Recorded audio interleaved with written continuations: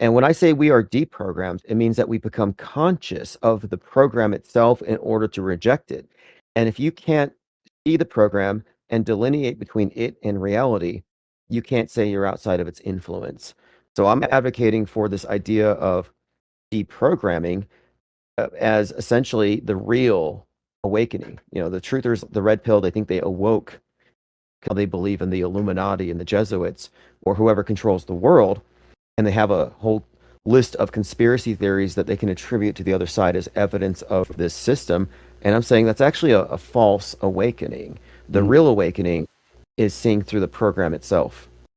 Yeah, and it's very prevalent to hear about, and of course it's been so even in the scientific world for obvious reasons. And ever since Darwin, which I think was a scientific preamble to the introduction of what is now known and was then formulated as theosophy, that introduced the idea of evolution.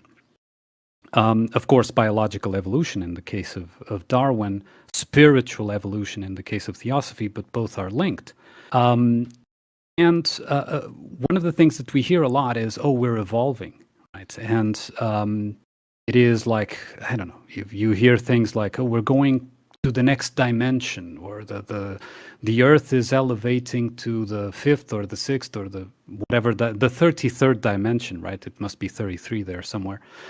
And what I say to that is, it is, first of all, it's not evolving within the worldview that you're having. What it is you're getting more accustomed to the programming that has been given. But if you perceive an actual evolution at an individual sense within your own psyche, what is actually happening is that you're deprogramming.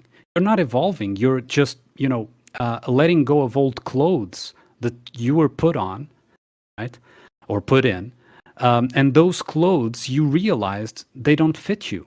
There was always this discomfort of, I'm wearing this shirt, but it's too tight. But they say that this shirt is one that I should wear and looks good on me, but it prevents my movement. And then one day you take off the shirt and you feel, wow, I can move now. My arms move better and so on.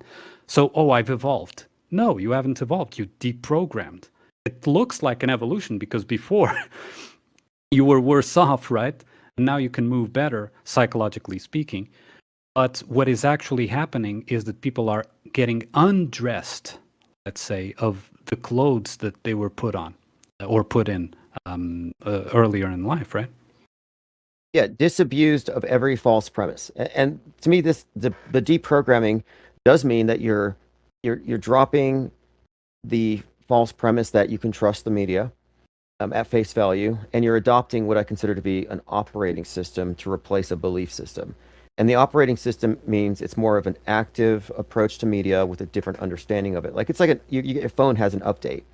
And I consider media skepticism, auto-hoaxing, to be an operating system update. And I would say it's superior to the truther operating system. Because for them, everything is real or a false flag.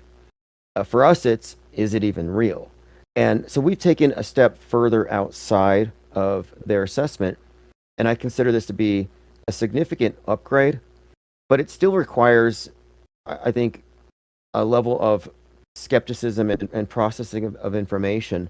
So it's not like it's passive. It requires this active participation. It's just active in a different way.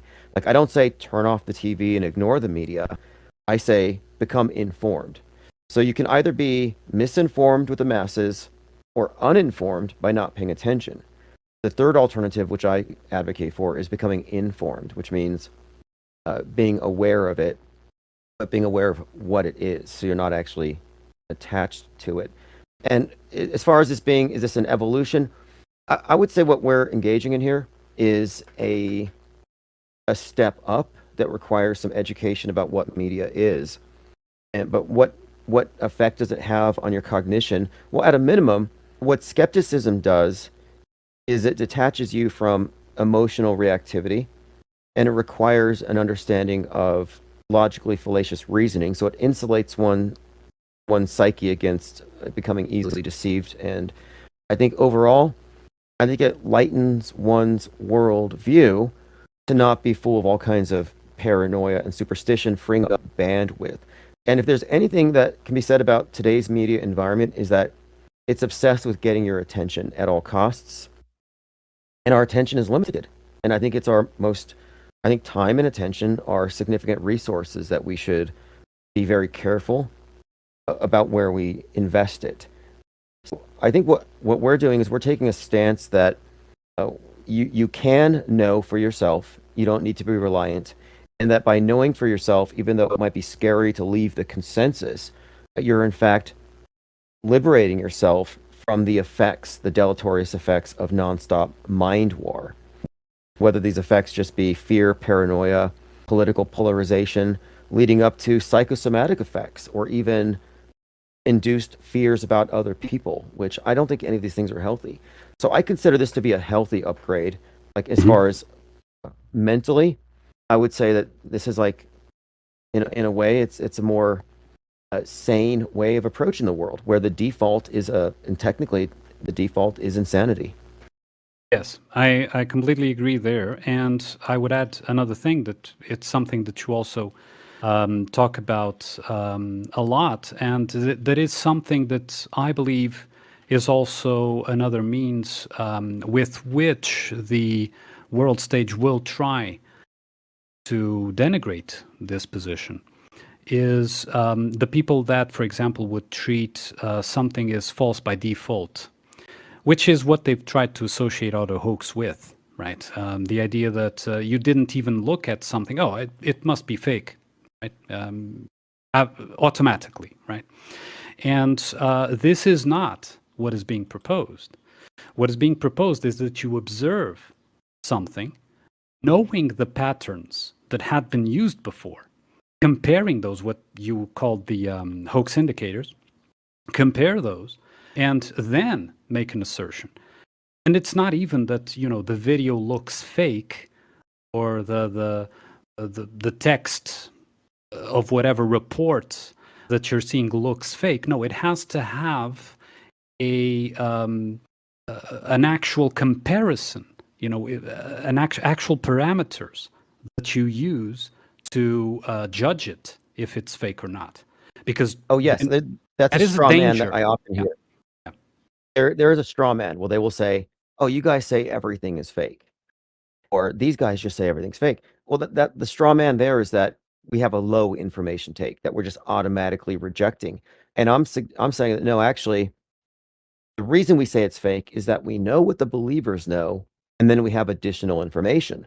And I would weigh the informed disbeliever and the low information believer side by side, and I would say that the informed disbeliever, his opinion has more weight than the person who just trusts the headline. So that straw man argument has been used for a long time, but the fact of it is we have a methodology based on skepticism, and skepticism is about more information, not less, and not simply dismissing things. Well, Tim, would you like to go a little into your ideas of, the feedback that you see reality as being a feedback of a core self that we've been hidden from due to indoctrination, and that when you communicate with, as you call it, intuition, when you communicate with this self, that there's a feedback, whether it's comfortable or not, of course, on the individual, but there's a feedback of the reality responding the individual. If you want to go into that a little bit, or yeah, sure. I mean, we know about inner dialogue, and you think about thinking, metacognition, and your own thoughts. You reflect inwardly. And I consider this, I call it outer dialogue in a sense. But when I think of the self, we're in a model in which we're cognizant of our environment, but we're rooted in the body. And there's the body, and then it's on top of the world. It's in the world, in the universe. But I think it's more accurate to say that the self exists in the body, but also extends out into the entirety. So I kind of think that we are in a sense, limited into thinking that we're just the product of the body and that we actually have a non-corporeal, unincarnated aspect of the self. So we're not solely confined to the body. Like we're not trapped in it, like in the Gnostic sense. But I think that we're actually inherently transcendent. And that part of us that is outside the body, and when we say spirit, we can also, I think, replace it with mind. I think these are somewhat synonymous. So I think the entirety of our being extends outside of time, space, outside of the body. But this gets into what we are and what the universe is. And I think that we are light information condensed into matter, and that the process of it condensing is our experience, that the universe doesn't exist until it's slowed down into matter. And so we are simultaneously incarnating and experiencing. But that part of us that exists in the unmanifest, in the future, that part of us exists where nothing is concrete yet. So the past looks linear and concrete, like things happened this way. But the future is a realm of infinite possibilities, many paths that we choose. And I think that part of us that is not incarnated exists in this wider field of possibilities. And what I'm suggesting here is that you can you are in contact with it, but that you can actually develop a communication feedback loop with the part of the self that is not yet solidified, that is still in the yet to be. And I think that whenever we experience synchronistic occurrences, it's not really coming from the quote universe, but it's coming from the part of the self that isn't incarnated, that is merged with the universe. And I think that this is the source of direct knowledge, intuition, precognition, and the seemingly coincidental events of our lives where it seems like the world is somehow reflecting us in a very personal way.